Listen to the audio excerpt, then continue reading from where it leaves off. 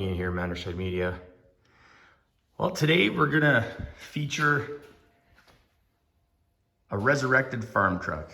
Now, when I say it like that, I mean it in a very sincere and kind way, because here in Saskatchewan, this is what they had for the traditional farm truck back in the day. And whether it be a Ford, a Dodge, or a Chevy, I mean, Chevys were, from my experience, a little bit maybe more predominant, but this was a family farm truck that they have since restored back to factory colors, with the right moldings. Like so many of these maybe have been hot rodded over the years, or you know, the chrome's been, or the bright work has been removed.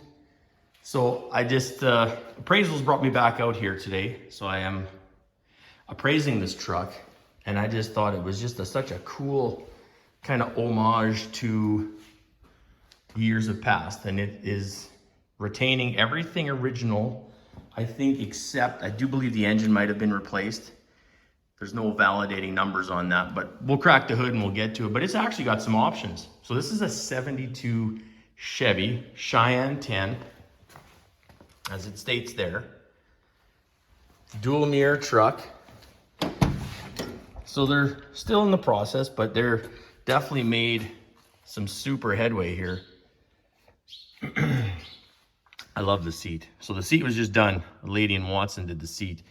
Yeah, this is just small town written all over it. The truck was in, you know, it's in the Humboldt area. Got painted in Pilger. Seat done in Watson. I mean, it's from what I remember when I did my Hearst Olds, it was, you know, a small town repair, which doesn't mean anything about quality. This is as good of a paint job and bodywork as far as anything else out there. But yeah, so the cluster, let's just start at the cluster here. So we have our basic gauges. Get that out. Automatic on the column, so it's a 350 engine, 350 transmission, two-wheel drive, half-ton, so it's got the 5 lugs. Yeah, 5, so new tires, new rims, clearly aftermarket rims, but they suit the truck. I like it. This one has the wood grain in the back.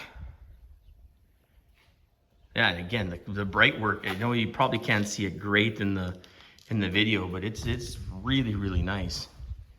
So it's only, I think the paint job's only a few years old. I think it maybe begun in 2020, something like that. So yeah, now the other cool feature, so lots of these, again, bring it back into farm trucks. I mean, they were basic, bare bones, rubber floor mats. I mean, my grandpa was a farmer. I remember he went through plenty of Chevy trucks in his farming, and say, my other grandpa, we figured he bought and sold over 300 square body Chevys in my lifetime that I remember.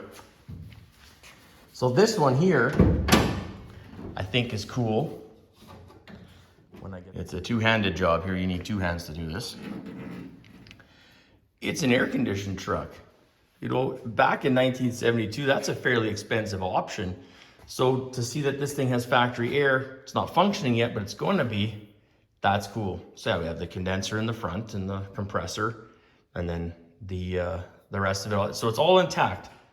It just probably, clearly, I mean, usually probably has a leak and something needs to be addressed. So I don't think it's the original 350, but it definitely is a 350. It does now, however, and I can show you better on this side, it has the factory ram horn manifolds.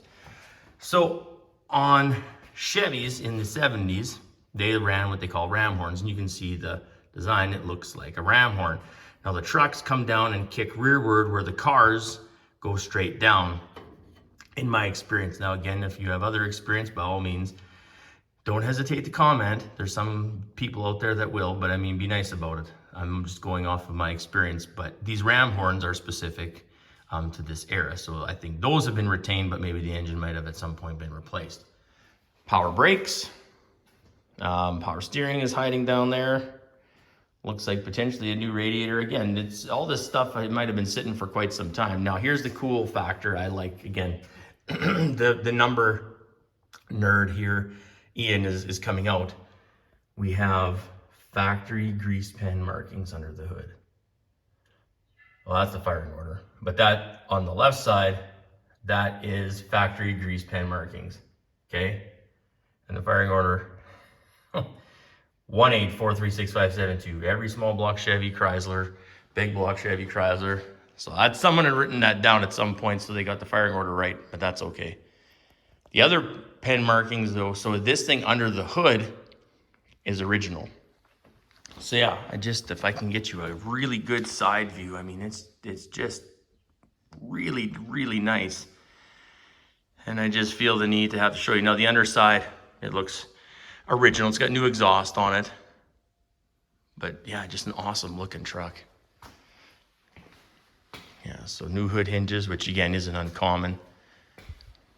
Crack this open on this side. Yeah, so the dash, I mean, we're gonna do something with the dash pad yet. The original book, 1972 owner's manual. Again, I think just all these little documented things help us keep that connection to the past, where as an instructor at post-secondary school, the new 8-speed Chevy trucks are not good overall, but that doesn't mean this is such a simpler time, in my opinion, and we're definitely nowhere near a simpler time. There's no computers needed. This thing's 72, I think it's got electronic ignition already, so we're not even looking at points anymore, but just a clean, classy looking truck. I don't know the color. I'm gonna call it a butternut yellow. That would be my classification. I don't know what the Chevy name is, so, but yeah, just done very, very well. So anyway, yeah, the appraisals keep coming, and I hope the videos keep coming.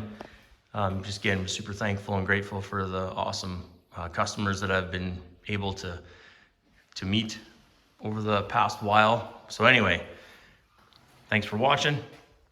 Like, share, comment, and yeah, tell all your friends. Please subscribe. Take care, and bye for now.